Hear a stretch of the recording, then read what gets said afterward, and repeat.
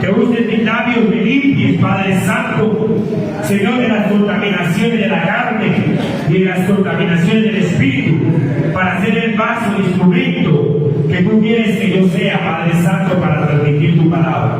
Yo pido aceite fresco para nuestras lámparas, para que nuestras lámparas no se apaguen, Señor. Y Padre, para que podamos estar atentos a lo que tú, Padre Santo, Señor, nos has dicho, que veremos y estemos preparados, Padre de la gloria. Padre, yo te pido todas estas cosas en el nombre de Jesús. Amén y amén. Amén. Damos gracias al Señor porque esta enseñanza, porque como le dije a mi esposa, le correspondía hoy la predicación, pero como es mi esposa, yo le dije, mami, córrete porque yo quiero llevar el mensaje.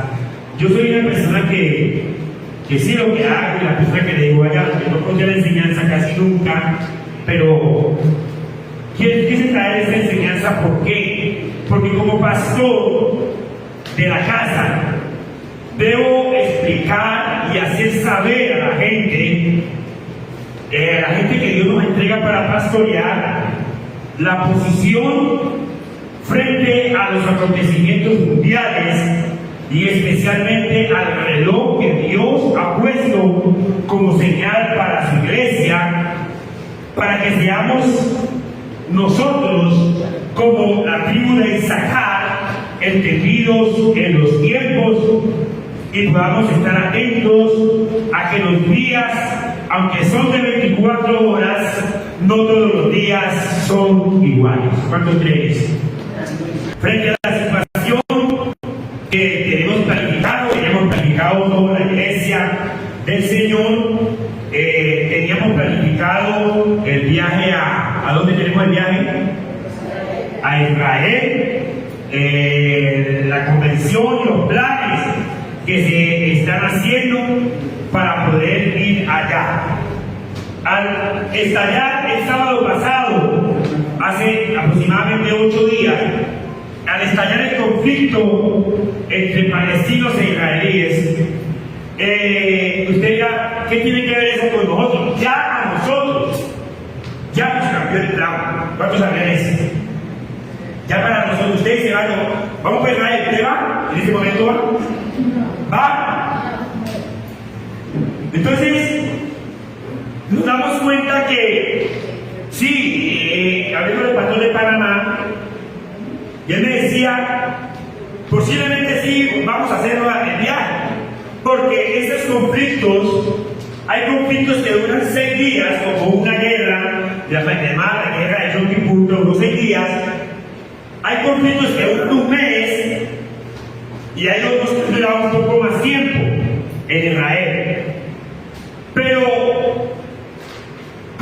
reconocer el conflicto mundial de lo que está pasando para las personas del común no es fácil de entender esto, porque para que usted pueda entender el conflicto que hay en el Medio Oriente, usted tiene que entender toda la Biblia. Usted tiene que haberse leído toda la Biblia. Para que usted pueda entender qué es lo que está pasando, usted tiene que haber leído toda la Escritura. Tiene que haber entendido primeramente varias cosas. Tiene que haber conocido toda la Biblia para poder entender. Es clave esto. ¿Qué papel desarrolló Abraham en el conflicto que tenemos hoy en día? ¿Qué fue lo que pasó con Abraham? Abraham era una persona común y corriente que simplemente a Dios le plació un día llamarlo para cumplir un plan y desarrollar un propósito. En Génesis 12, versículo 1 y 2, dice la palabra del Señor que Dios le había dicho a Abraham: vete de tu tierra y de tu parentela a la casa de tu padre, a la tierra que yo te mostraré. Y haré de ti una nación grande, y te bendeciré, y engrandeceré tu nombre, y serás bendición. Ese fue el papel de Abraham. Dios le dice a Abraham: salga de su tierra, que lo voy a llevar a una tierra que yo le voy a mostrar.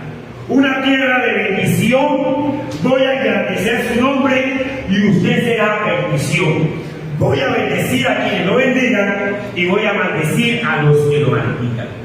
Dice la palabra del Señor que ese fue el papel de Abraham. Dice la palabra del Señor que fue establecerse en una tierra que supuestamente era una tierra buena, una tierra que fluía leche y demás, y miel. Dice la palabra del Señor, dice la palabra de Dios, que esa tierra a la cual Dios iba a llevar a Abraham, y evidentemente lo llevó, dice la palabra del Señor, que Abraham pues hubo un conflicto que no podía tener hijos, su esposa a una edad muy avanzada, aproximadamente, ¿cuántos años? ¿Cuántos? 80 o 90. ¿Ah? 90 años.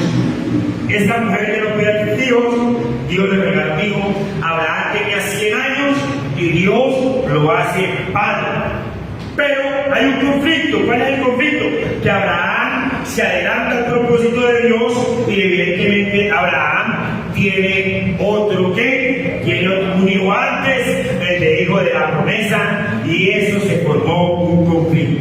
La palabra del Señor dice que Sara era una mujer con un carácter bastante fuerte, que cuando Abraham tuvo un hijo fuera del matrimonio, por mandamiento de ella echó a esa mujer de ahí, pero el caso tal es que Dios le habla a Ismael, e Ismael también recibe una promesa. Nace Isaac, que es la promesa de Abraham, y resulta que Isaac también tiene 2 hijos y también tiene 2 problemas. A Isaac tiene a Jacob y a Esaú, y eso fue un problema que desde el momento en que esa concesión entre Jacob y Esaú estaban en el vientre de su mamá, los dos ya peleaban en la barriga de la mamá. ¿Qué pasó? Hubo un problema entre Jacob y Esaú. Entonces, uno se establece allá, el otro se establece acá. ¿Qué pasa con ellos?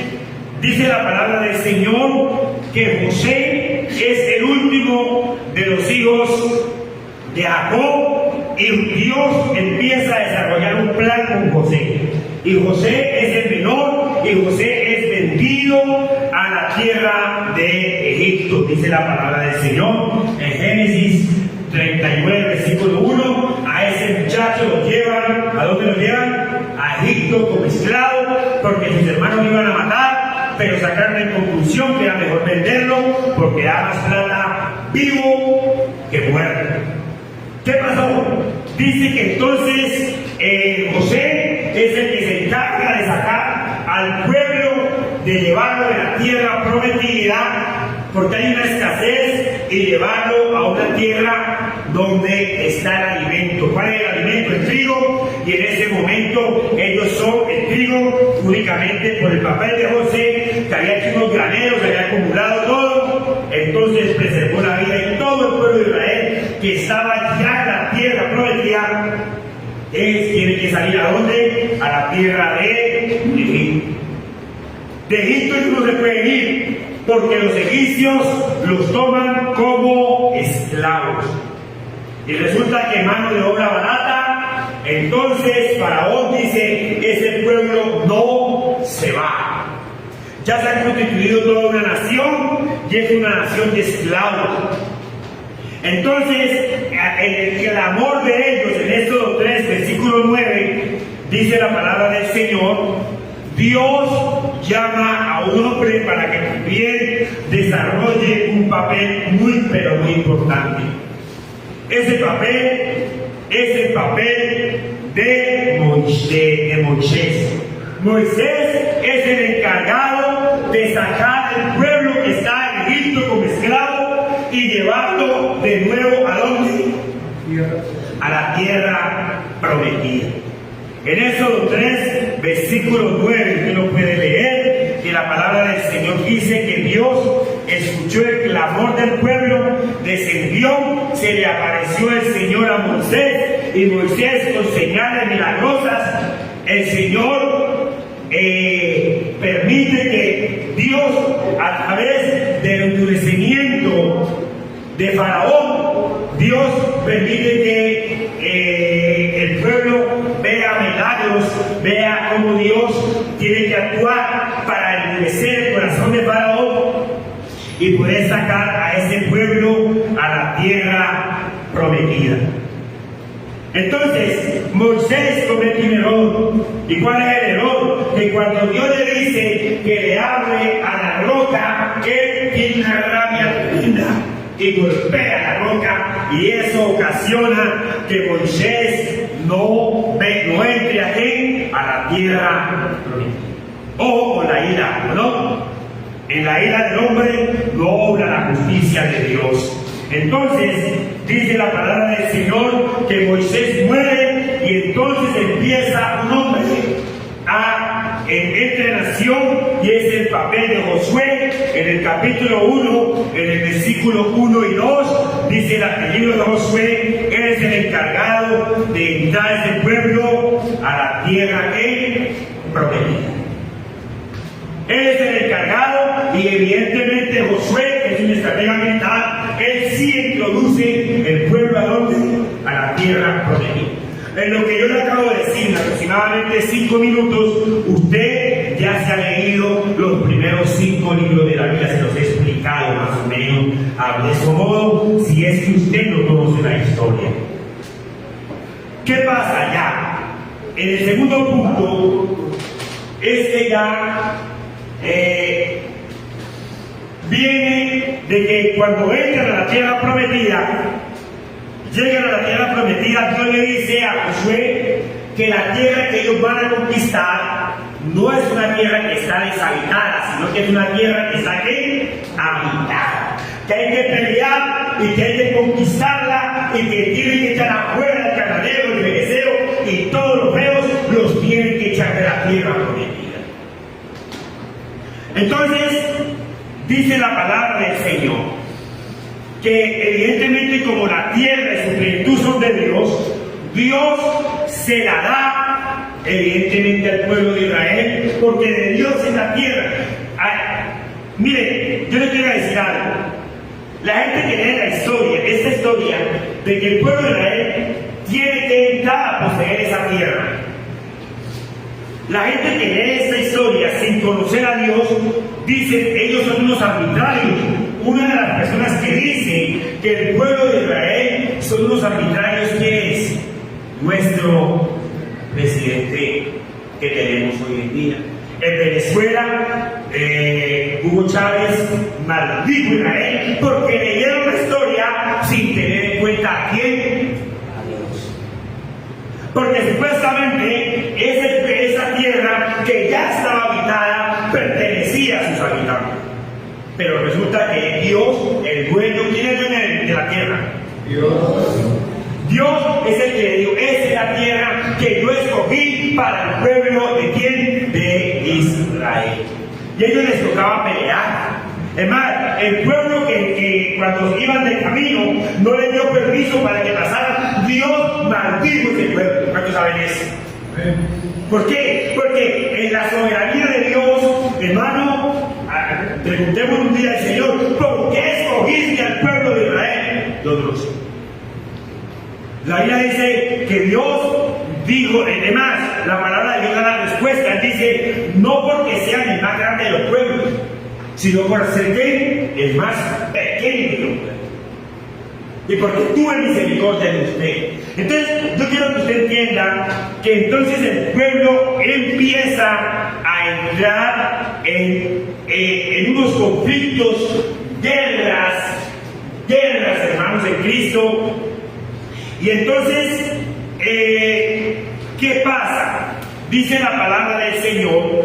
Bueno, yo vi, ahí le había colocado el papel de Rahab la ramera, que entra en acción a esconder a los espías. Es una parte muy importante para que los el pueblo de Israel empezara a conquistar la primera ciudad que tenían que conquistar en camino a la tierra prometida. ¿Cuál era? La tierra de qué? De Jericó. Luego que ya ellos se establecen después de que viene Josué, entonces después del libro de Josué, ¿qué libro sigue? ¿Ah? ¿Qué libro sigue? Los jueces. Entonces ya el pueblo de Israel ya no es dirigido por un patriarca, por un líder, sino que ya empiezan a levantar de quienes los jueces. Había jueces buenos, había jueces malos. Cuando el juez que se levantaba buscaba al Señor, el pueblo de Israel, pues gozaba de la presencia de Dios. Pero cuando el juez era malo, entonces el pueblo iba en decadencia. Hasta que esa gente, mire cómo termina el libro de los jueces. ¿Cómo termina el libro de los jueces? Dice la palabra de Dios que en aquellos días, en aquella época, no había rey en Israel. Y cada uno hacía lo que bien le parecía. ¿Usted sabe qué es un pueblo o una ciudad, una casa, una familia donde nadie gobierne, sino donde cada cual haga lo que le dé la gana? ¿Usted sabe cómo es eso? ¿Cómo se vuelve eso? ¿Cómo se vuelve? ¿Ah? Eso se vuelve un caos. Entonces, ¿qué pasa? Dios, en ese entonces, dentro del último de los jueces que dirigía al pueblo de Israel, ¿quién era el último juez? El profeta, ¿quién fue? Samuel. Samuel fue el último que dirigió el pueblo de Israel, hasta que el pueblo se cansó de que lo dirigiera un juez. Entonces el pueblo de Israel dice: ya no queremos que tú nos dirijas, le dicen a Samuel. Queremos que nos des un rey como todos los pueblos. Nosotros queremos un rey.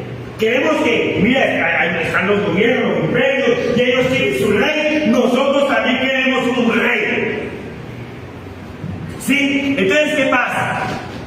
La palabra de Dios nos enseña que Israel pide rey, y evidentemente pues Dios les concede la petición, y Dios les advierte al pueblo, le dice: ustedes tienen un rey, ustedes quieren ser como los demás pueblos, pero sepan que ese rey que ustedes están pidiendo los va a llevar a la guerra, les va a cobrar impuestos, los va a poner a bregar, porque yo quiero gobernar sobre ustedes. Yo quiero que sea una teocracia, ¿gobierne quién? Dios, pero ustedes quieren una monarquía donde haya un rey con una corona, un rey visible, y eso va a tener un problema. El Señor advierte que va a ser un problema.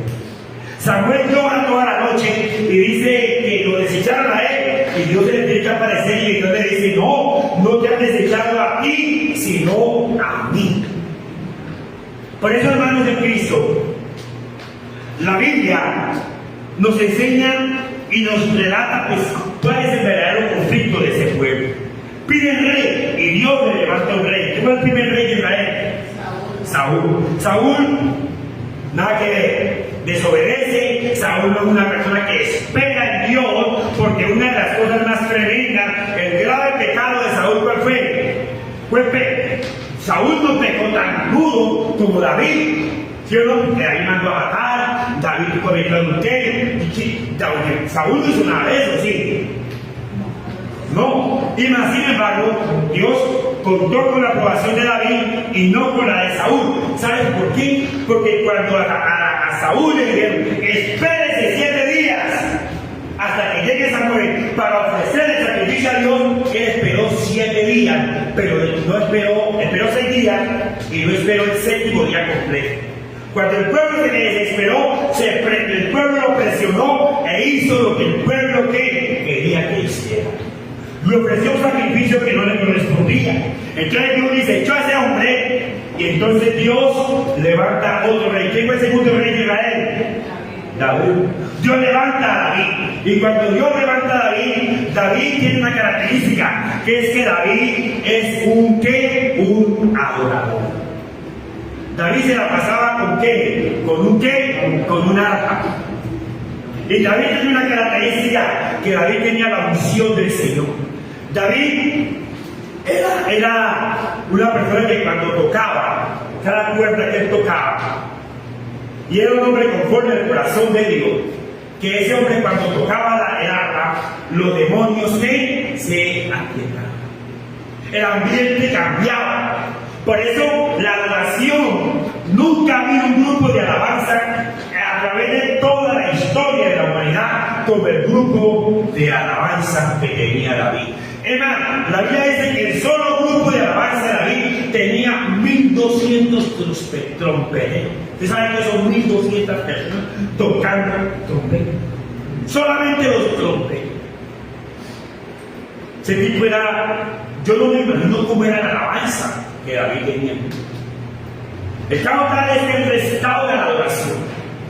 Y por eso Dios llama a David que un hombre que conforme a su corazón.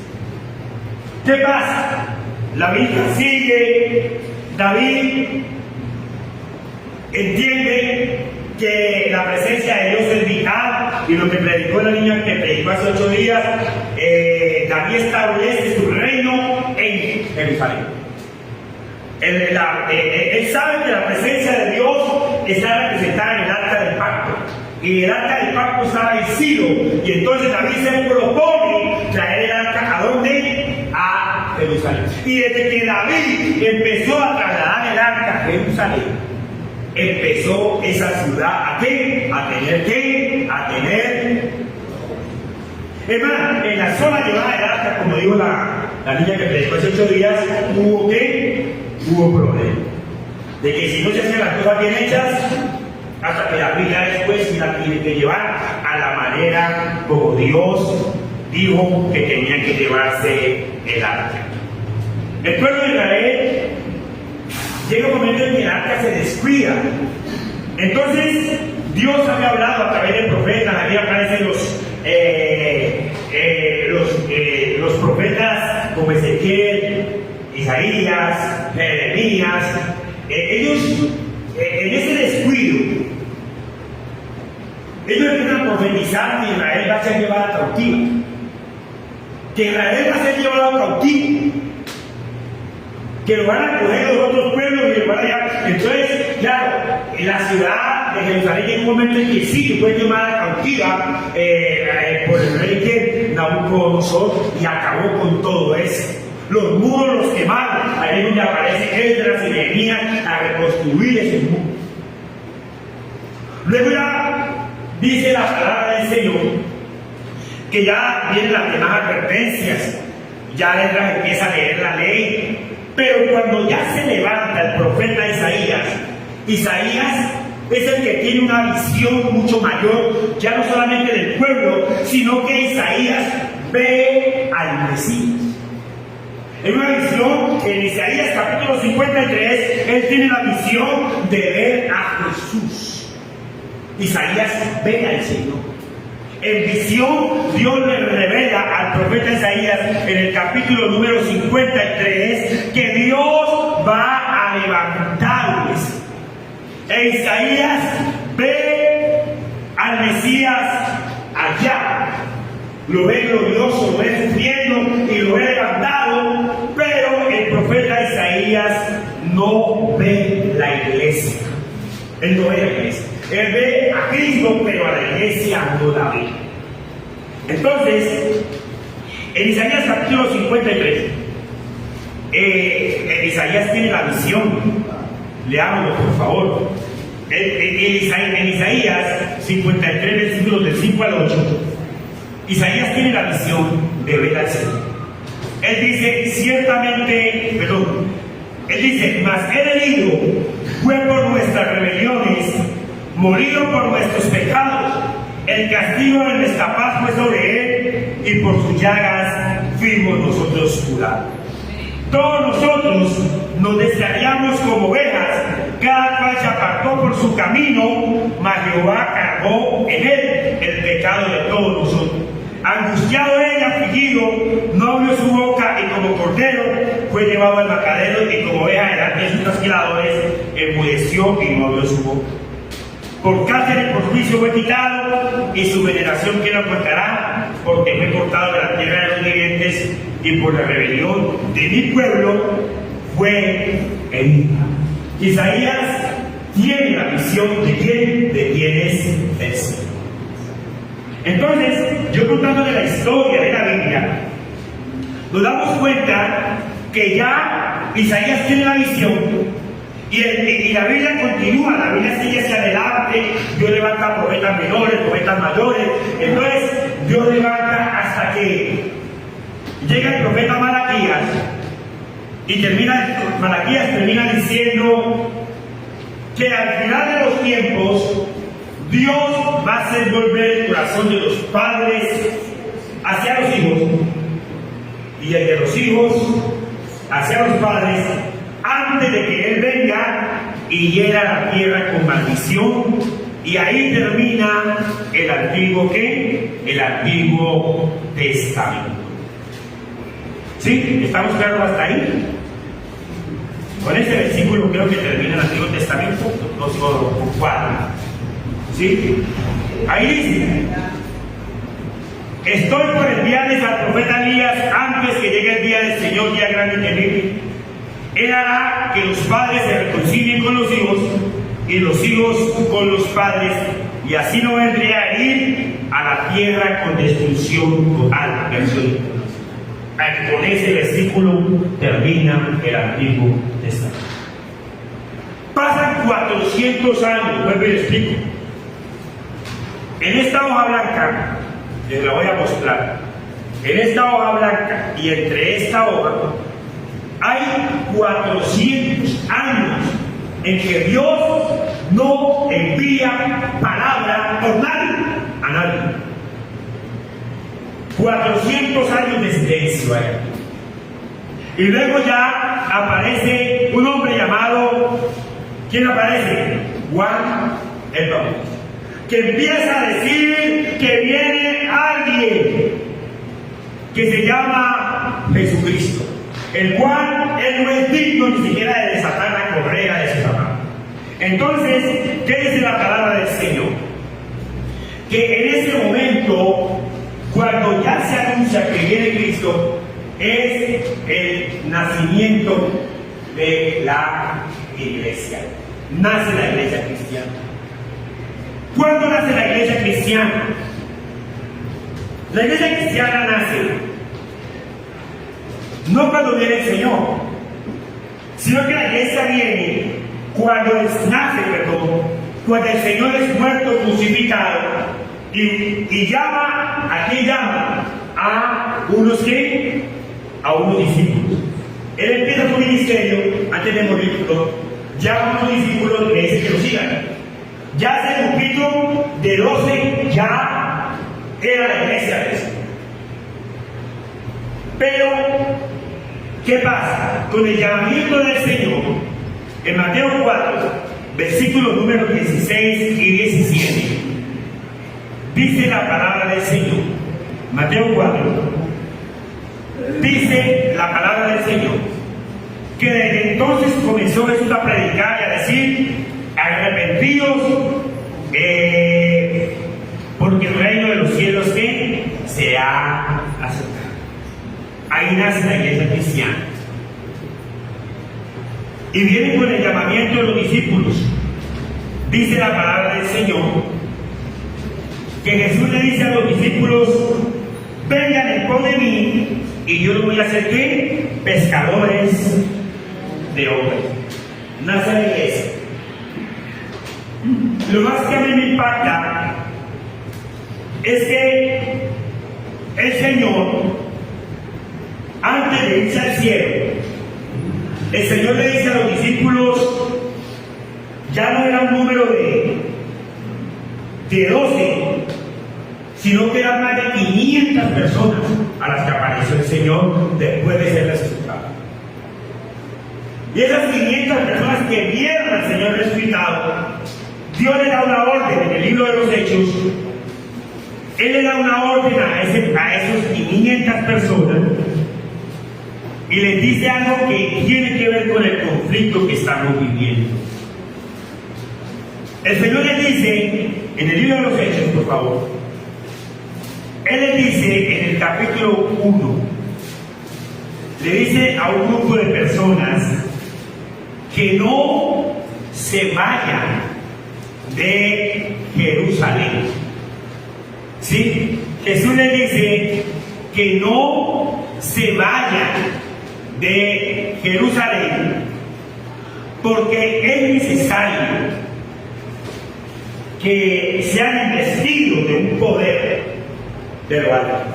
En el libro de los Hechos, el Señor les dice, ahí, el capítulo 1, versículo 4, dice, y estando juntos, el Señor no le está hablando a 12 personas, le está hablando a más de 500 personas. Le está diciendo, y estando juntos les mandó que no se fueran de Jerusalén, sino que esperaran la promesa del Padre, la cual les digo, oísteis de mí. Resulta que de esas 500 personas, 380 se fueron. Y solamente se quedaron, ¿cuántas? 120 personas.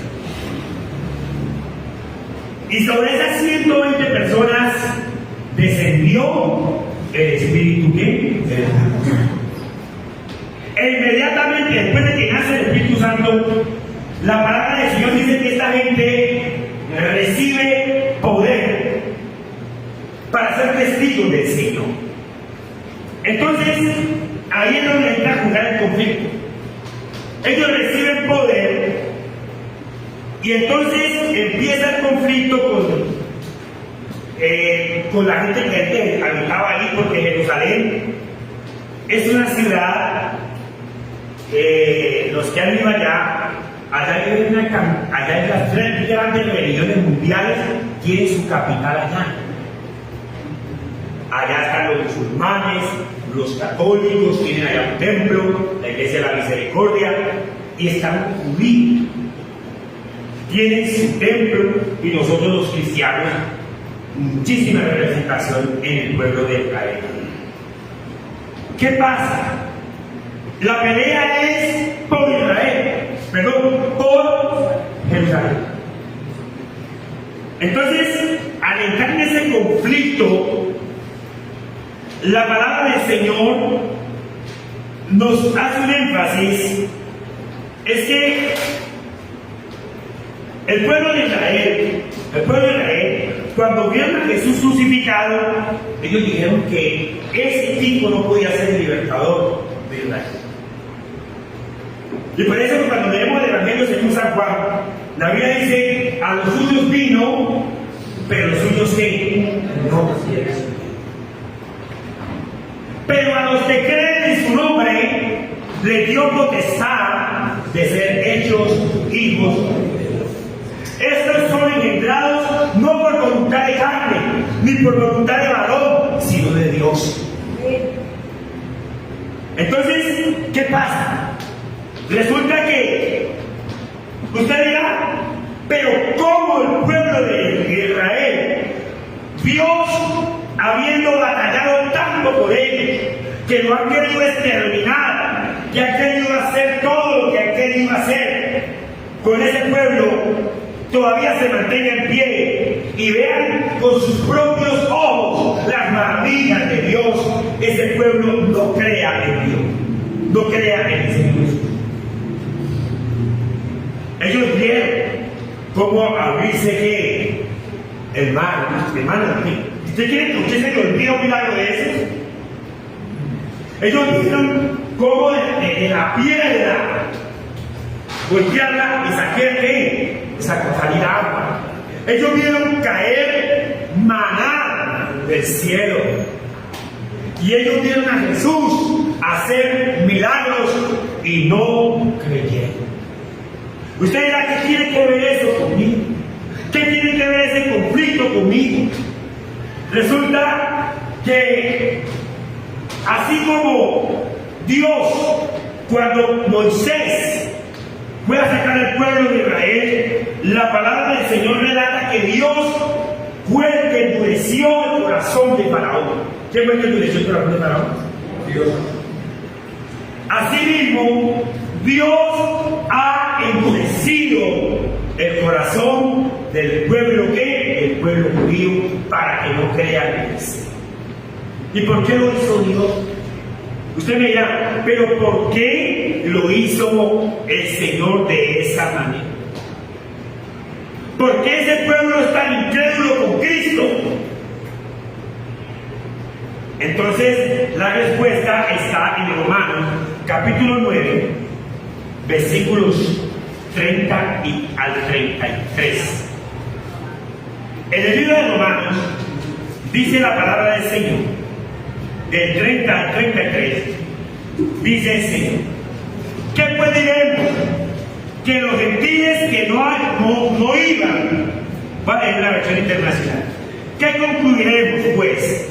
Que los gentiles que no buscaban la justicia la van a alcanzar. Me refiero a la justicia que es por la fe. En cambio, Israel, que iba en busca de una ley que le diera justicia, no ha alcanzado esa justicia. ¿Por qué no?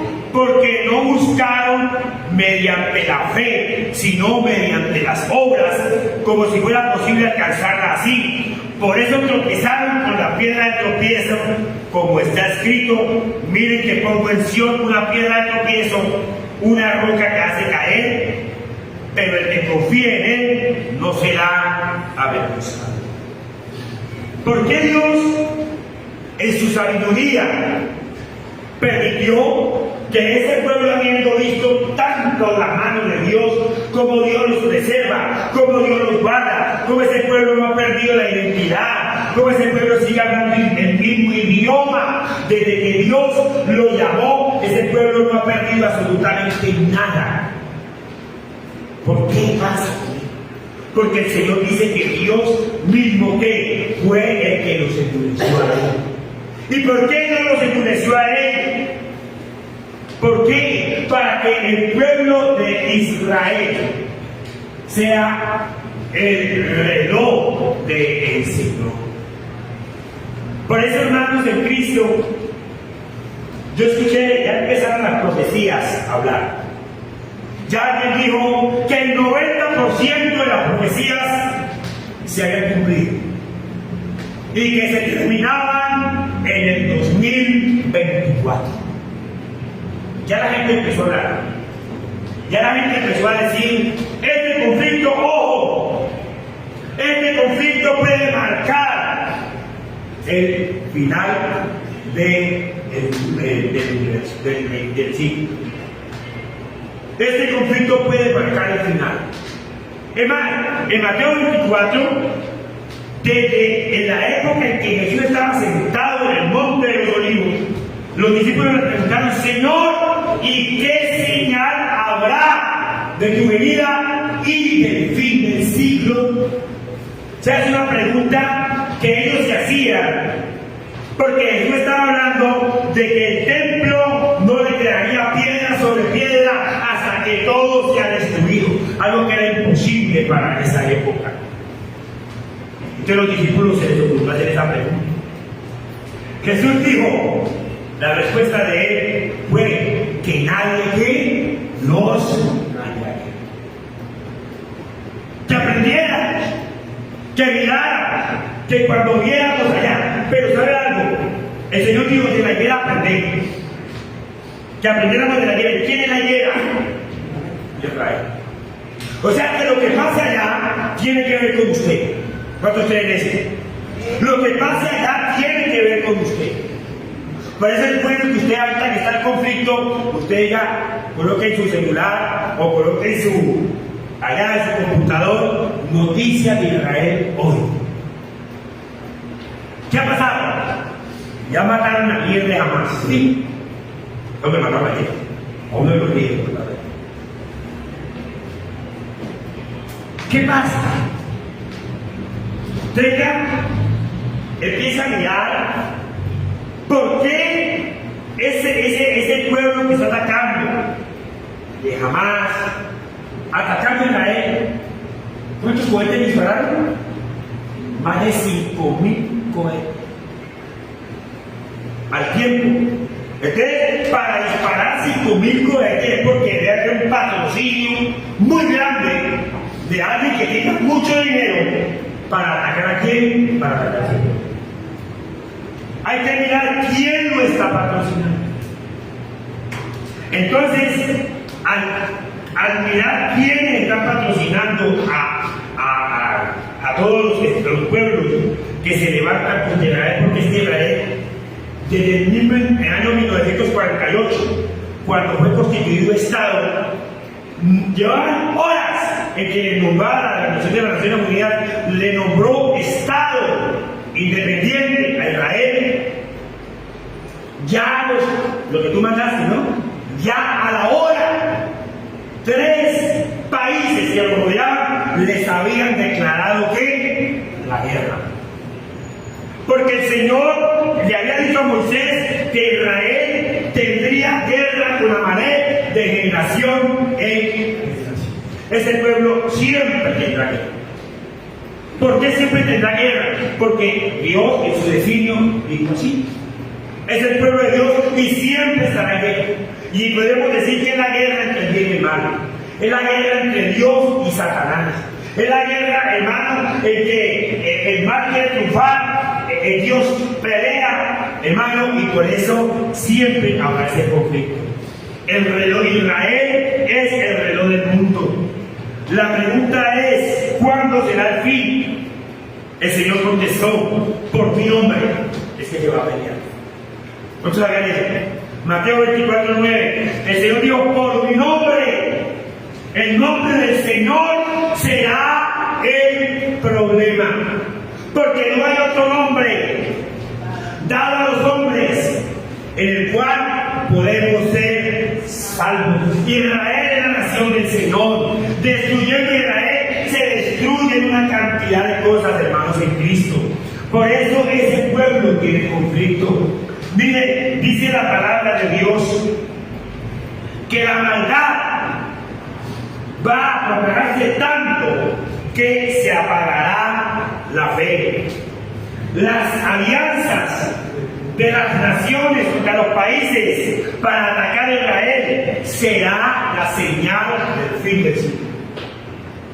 Cuando esos países, por lo menos que han escuchado en la Biblia de Ezequiel, que habrá guerra entre Gog y Magog. Esas alianzas que se hagan de los países que están atacando, esas guerrillas que atacan a Israel, cuando se alíen con países y quieran destruir completamente a Israel, hermano, ahí es porque ya el fin del siglo que se acerca. Pero antes de que eso suceda, tiene que acontecer algo que yo creo y estoy completamente convencido de que tiene que suceder algo que llamamos el rapto de la iglesia. Eso antes de que suceda, tiene que suceder el rapto de la iglesia. Dios siempre va a guardar su iglesia.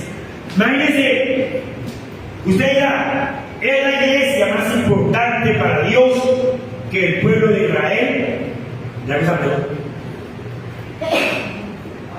Imagínense que la que se va primero para estar con Dios, ¿quién es? La iglesia. ¿Quiénes se quedan aquí como testigos de Dios? ¿El pueblo qué? El pueblo de Israel. Por eso, hermano en Cristo, ustedes dicen, bueno, Señor, ¿por qué Dios endureció a Israel?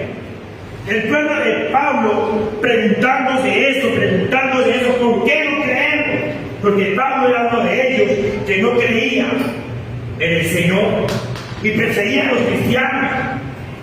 Dios se le manifestó, lo llamó para ser apóstol y Dios le reveló todo el capítulo 9, 10 y 11 de Romanos para indicar qué era la realidad del conflicto.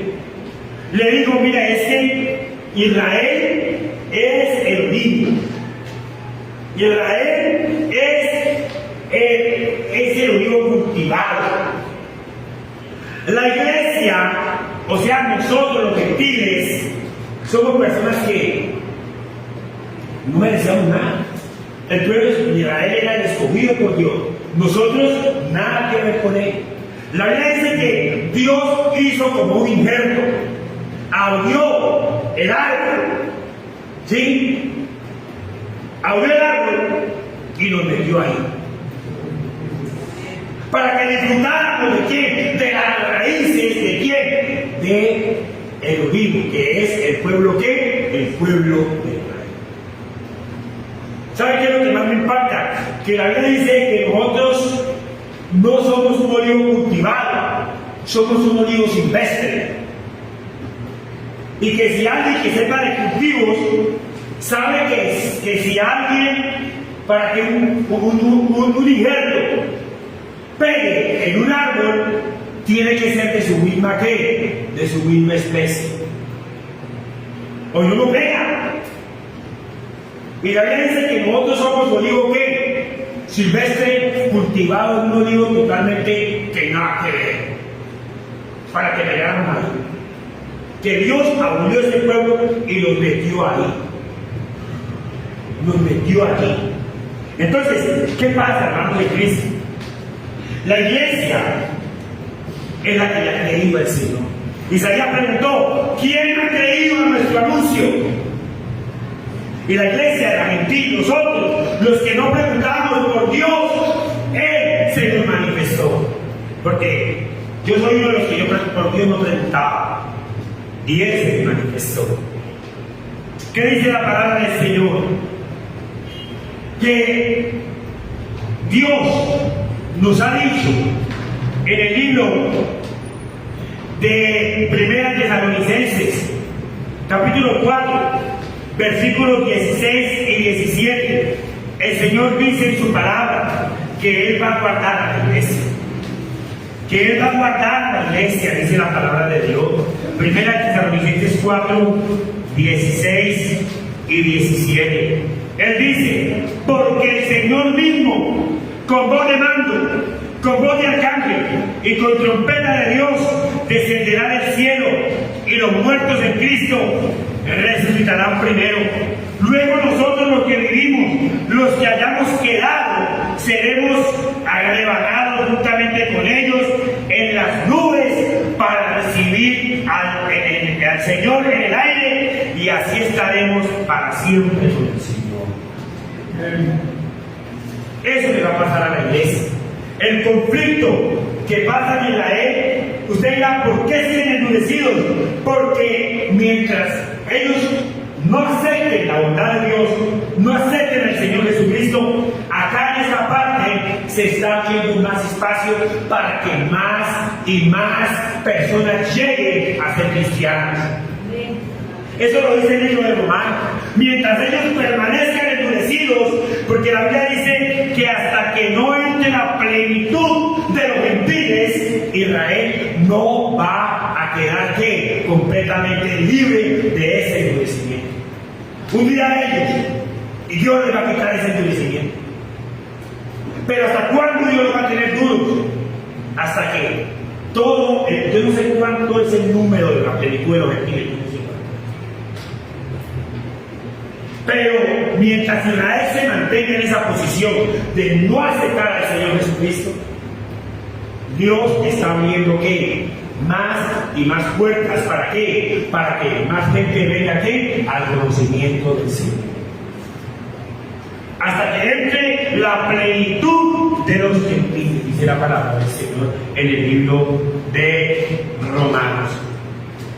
Yo quiero decirte por eso a veces es muy fácil entender ese conflicto que está pasando. Mire, Dios siempre guardó. Siempre. Cuando iba Dios a destruir la tierra, ¿se acordó de quién? De Noé y su familia. Se guardó un pedacito, ¿sí o no? Cuando Dios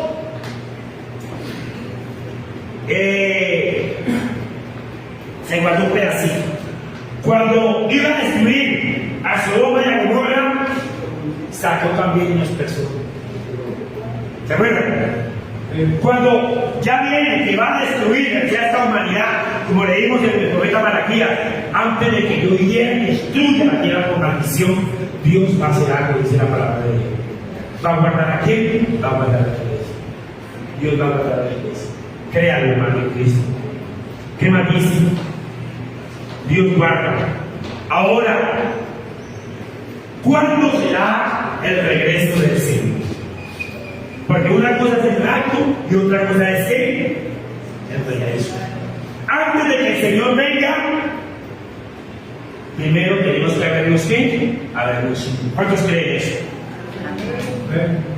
Yo soy una persona que me he leído la escatología. El Señor no va a aparecer, hermano. Alguien decía ayer, estaba estudiando, vi una prédica de un japonés, el Señor decía que el Señor ha dicho que Él vendrá como ladrón en la noche. O sea, de un momento a otro. No, el Señor va a los que lo van a ver como ladrón en la noche, serán los que se quedaron aquí. Porque nosotros estamos esperando ¿qué? El rapto de qué? De la iglesia. Es el próximo movimiento escatológico, hermano Cristo. ¿Qué pasa? Quiero decirte algo. ¿Qué tiene que ver el regreso del Señor? El regreso del Señor, en 2 de Tesalonicenses, capítulo 2, versículo 8.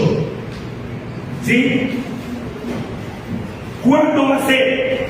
Cuando Israel esté completamente amenazado de que va a ser ¿qué? De que va a ser destruido. Así como el pueblo de Israel cuenta, mira que yo, estas noticias que hemos visto estos días, antes de que Israel mande un cohete allá a la franja de Gaza, antes de que lo manden, ellos anuncian y dan 10 minutos para que la gente salga. ¿Ustedes sabían eso? Ustedes ven la descripción, pero el pueblo Israel, los israelitas, anuncian ¿cuánto? 10 minutos antes. Entonces la gente empieza a contar cuánto le queda. ¿Para qué? Para poder evacuar y salir. Porque los israelitas, que ellos siguen suministran el alimento, el agua a sus propios enemigos, hermano. Y le anuncian, vamos a destruir ese edificio, salgan de allí para evitar muerte. Entonces, ¿qué pasa? Cuando todos los ejércitos del mundo se alineen en el valle de Megiddo, ¿sí? Porque se acuerdan que la batalla de Armagedón, ¿dónde va a ser? En el valle de Megiddo. Y si es un valle que cuando Napoleón llegó por primera vez allá a ver ese valle, él dijo: esto aquí está bueno para una batalla. Eso fue lo que él dijo. ¿Sí? Esto está bueno para una batalla. Y evidentemente la Biblia relata que aquí es donde ¿qué? Se va a llevar a cabo ¿qué? La batalla de ¿qué? Y cuando todos los ejércitos del mundo estén listos para disparar, para darle cuenta regresiva, así como Israel lo hace con sus enemigos, los enemigos también van a dar cuenta regresiva a Israel para destruirlo. En ese momento, ¿qué va a pasar? En ese momento, ¿qué va a pasar? Aparece ¿quién? Y aparece el Señor, dice la palabra del Señor. Aparece el Señor en 2 de Tesalonicenses capítulo 2, versículo 8. Dice la palabra de Dios. 2 de Tesalonicenses 2, 8. Dice la palabra de Dios. Entonces, cuando ya vayan a destruirlo, entonces se manifestará aquel hijo a quien el Señor matará con el espíritu de su boca y lo destruirá con el resplandor de su luz. Allí en ese momento es cuando el Señor ¿qué? Viene y dice la palabra del Señor. Allí es donde Dios acaba con quién, con el anticristo, con la bestia. ¿Con quién? Con el falso profeta. Los que estaban organizando todo el complot para acabar con quién, con la nación de quién, de Israel. Y ya vamos terminando. Donde el Señor dice acá,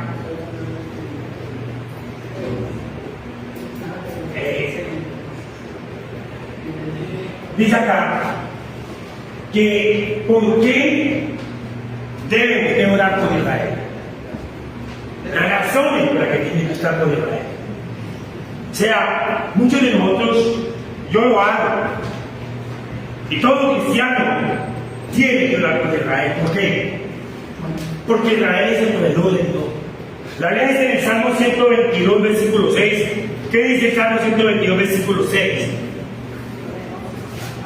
¿Qué dice? Salmo 122, versículo 6.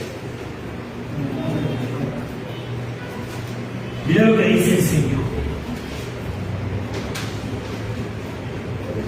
Pidamos.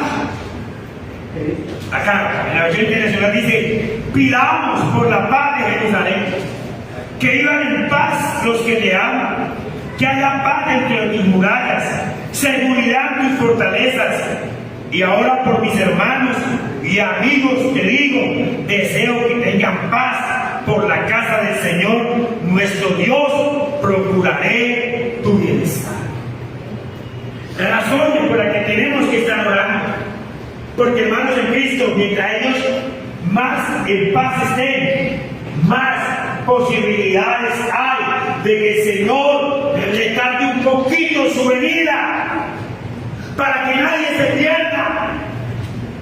Como dice la palabra del Señor, que muchos quieren por tardanza la venida del Señor, y no es que la retarde, sino que Él tiene misericordia para alcanzar a más personas para Cristo.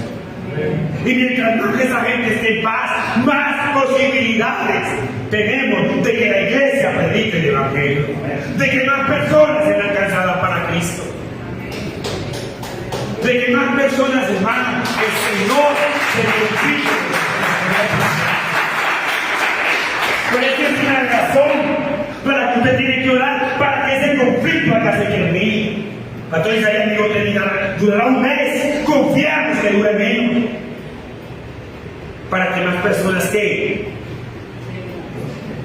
Porque si usted escucha alianza entre Hamas e Irán, alianza entre Hamas y Rusia, hermano, tenga seguro, esté atento, límpiese del pecado, porque el Señor está a punto de arrebatar a su iglesia.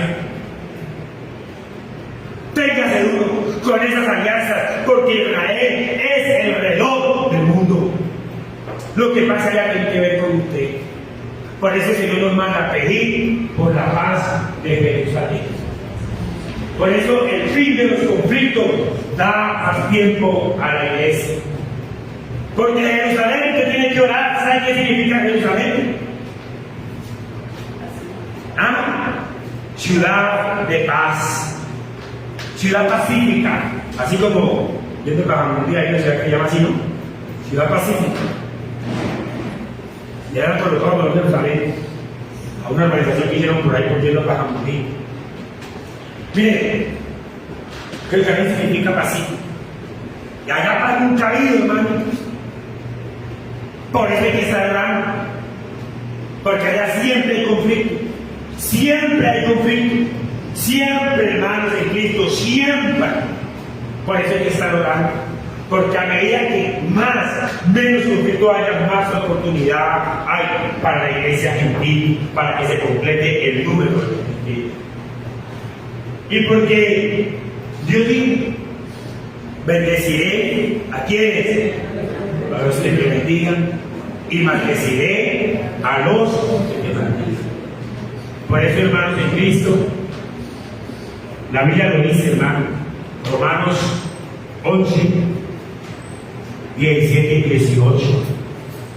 Ahí dice claramente la palabra de Dios. Romanos 11, 17 y 18. Yo quiero decirle esto, hermano en Cristo, que dice la Biblia: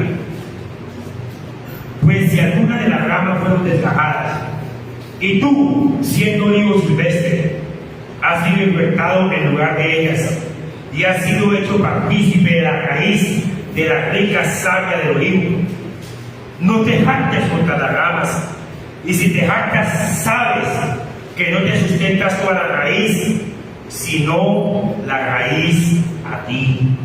Eso dijo el Señor. Por eso, hermanos en Cristo, oremos para que la plenitud de los gentiles entre a la presencia del Señor. Oremos por la familia. Hermanos, yo siempre me he hecho esta pregunta.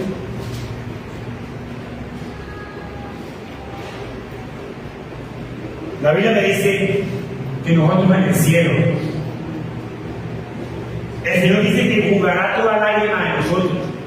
Yo no sé cómo es jugar una lágrima, yo no sé cómo es eso. Y la lágrima son agua, con el que la va a jugar, él jugará toda lágrima, yo no sé. No habrá tristeza ni dolor. Eso dice la Biblia. Entonces yo le hago la pregunta. Señor, yo tengo una familia que no te conoce a ti.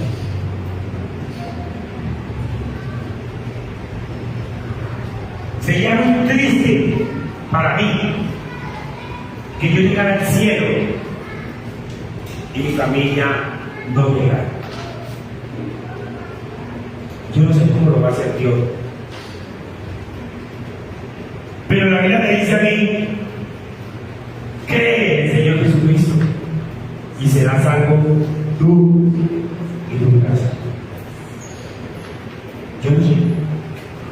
A mí simplemente me corresponde el papel de qué. Ya la salvación del resto de la casa, el Señor que se encargará de él. Pero según lo que me dice la Biblia y según el conflicto que estamos viendo, usted tiene que seguir creyendo en el Señor. No se preocupe porque yo digo, bueno, Señor, ¿qué tal yo pensando en mi hermano? Porque no está aquí en el cielo y yo acá, entonces me voy a poner a llorar. Eso me dice que ya no va a haber lágrimas. ¿Qué? Ni dolor. No sé si el resto de mi familia estará conmigo. No sé en qué momento Dios nos tocará. Pero usted tiene que seguir creyendo en Dios, porque si usted se mantiene creyendo en Dios, algún día esa gente va a creer en Dios, porque usted se mantuvo en obediencia a Dios. Y quería decir esto para terminar, hermanos en Cristo. No se asuste por lo que le diga el internet en el año 2024. Vea la señal. Esté atento, mire, esté atento. Simplemente, hermano, esté pendiente de que el amor suyo por Dios no se enfríe. Porque la Biblia lo dice que una de las señales parece que el amor de muchos ¿qué? Por haberse multiplicado la persona. Porque sí, hermano, con el corazón frío ni cuenta te das cuando el Señor viene. Esa es una de las señales. Por eso, hermano, en esta mañana vamos a orar y vamos a pedir al Espíritu del Señor que nos ayude a entender eso. He hecho un pequeño resumen de casi toda la Biblia para que, si usted no ha tenido tiempo de leerla, pueda entender por qué esa tierra tiene tanto conflicto. Me puedo decirles que esa tierra tiene una cosa en especial. Le hago lo que orar. En Deuteronomio 8, en Deuteronomio capítulo 8, dice la palabra de Dios. ¿Por qué se pelea tanto por esa tierra? Dice que el 65% de las reservas petroleras del mundo están allá. Pero esa gente peleaba por tierra antes de que el petróleo fuera combustible. Pero en Deuteronomio 8 me llama la atención que es que en esa tierra, ese conflicto que era, la Biblia dice, Deuteronomio 8, versículo 9, dice: tierra de la cual no comerás el pan con escasez, ni te faltará nada en ella, tierra cuyas piedras son hierro y de cuyos montes sacarás oro. Mire, cuando uno lee esta palabra y uno se va a la geografía mundial, las minas de cobre más grandes del mundo están en Chile. Pero según la Biblia, ¿en dónde están? ¿En dónde están? Entonces ese es el conflicto de esa tierra. ¿Por qué se pelea por él? ¿Por qué los israelitas dicen, de aquí no nos vamos? Cuando se organizaban, están organizando en 1903, estaban organizando dónde metemos a esa gente. Les propusieron varios lugares del mundo que fueran para allá. Lo dijeron, de aquí no nos vamos. Porque Jerusalén, de allá va a llegar de nuevo ¿quién? El Señor. Por eso es el conflicto, hermano, en Cristo. Satanás lo sabe. Y Satanás sabe que le queda ¿qué? Poco tiempo. Por eso, hermano, en Cristo, en esta mañana, usted como hijo de Dios, si usted no sabe estas cosas, pues anda con temor, anda atormentado, pero usted debe darle gracias a Dios que usted, por su misericordia, Dios te llamó a que se hubieras en el Señor. Te llamó para que fueras cristiano. Te llamó para que aceptaras la gracia de Dios. Y que ese beneficio que Israel no está disfrutando, tú lo disfrutes hoy. ¿Cuánto lo lees? Póngase en pie, hermano, y vamos a orar. A dar gracias a Dios. Padre, en el nombre de Jesús. Hermano, dele gracias a Dios por haber sido llamado. Dele gracias a Dios por haber sido llamado del reino de las tinieblas y haber sido trasladado al reino de la luz de Cristo. Diga, hermano, en esta mañana alabe a Dios, dígale, Padre, en el nombre de Jesús. Póngase a pensar, Señor, ¿quién soy yo? ¿Quién soy yo, Señor? Para que me hayas extendido tu amor, me hayas extendido tu misericordia. Señor, esto no es porque yo haya hecho bien o mal. Esto es solamente por tu misericordia, Señor. Tú viste que dijiste que de modo que si alguno está en Cristo, nueva criatura es. Que las cosas viejas para nosotros pasaron. Señor, y aquí todas son hechas nuevas de tu palabra. Padre, hermano, alabe a Dios por ese corazón nuevo. Alabe a Dios por el espíritu nuevo que Dios le ha dado. Alabe a Dios porque usted, hermano, en Cristo ha sido libertado en esa savia, en ese árbol de buen olivo. Alabe a Dios porque usted pertenece al grupo del primer viaje. Alabe a Dios y dígale, Señor, gracias. Porque, como lo dijiste, Padre Santo, Señor, muchas de nuestras aflicciones en este tiempo presente no son comparables con la gloria que ha de manifestarse en nuestras vidas. Señor, yo te alabo en esta hora por darnos el conocimiento, Padre Santo, Señor, de tu palabra, por poder entender, Padre Santo, Señor, estos acontecimientos que están a punto de suceder, Padre de la gloria. Señor, por eso te damos gracias, porque nos enseñas a estar preparados, hermano en Cristo. Hermano, esta mañana renuncia a lo que usted cree que le está atando. Renuncia a lo oculto, a lo vergonzoso. Renuncie. Y diga, en el nombre de Jesús, declaro que he sido trasladado de la muerte a la vida. Declaro, Señor, que nada me podrá separar de tu amor. Declaro, Señor, que yo estaré para siempre con el Señor. Y por eso, Padre Santo, te doy gracias en esta mañana. Yo te pido, Espíritu Santo de Dios, que abra los ojos del entendimiento de esta iglesia. Señor, que podamos entender que con cada uno de nosotros hay un plan elaborado. Así como lo hiciste con Abraham, para levantar la nación de Israel a través de su hijo Jacob, que ya no se llamaría Jacob, sino Israel. Señor, así mismo, Padre Santo, Señor, nos has llamado para que seamos tu iglesia. Hermano, alabe a Dios, dígale: Señor, gracias porque soy iglesia. Gracias porque soy iglesia. Gracias por darme el Espíritu Santo para poder batallar, Padre Santo, Señor, y poder enfrentar a todo lo que este mundo ofrece, Padre de la gloria. Señor, te damos gracias en esta hora, porque hoy hemos entendido, Señor, de dónde se originan las guerras, por qué es el conflicto, Padre Santo, Señor, porque lo hemos entendido por medio de tu palabra. Y por eso te damos gracias, mi Dios, en el nombre de Jesús. Amén. Y amén. Diga por lo que es el Señor.